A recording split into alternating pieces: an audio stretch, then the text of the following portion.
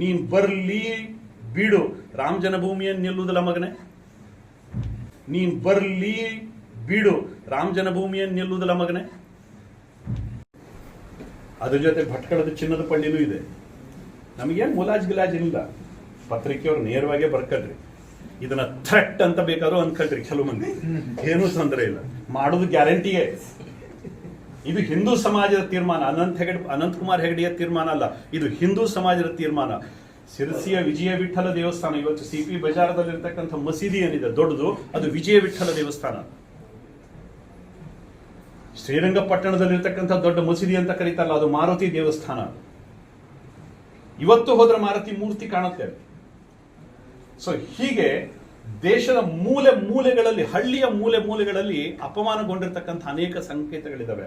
ಅದನ್ನು ಕಿತ್ತು ಹಾಕೋ ತನಕ ಈ ಹಿಂದೂ ಸಮಾಜ ಮತ್ತೆ ವಾಪಸ್ ಕೂತ್ಕೊಳ್ಳೋದಿಲ್ಲ. ಈ ರಣಭೈರವ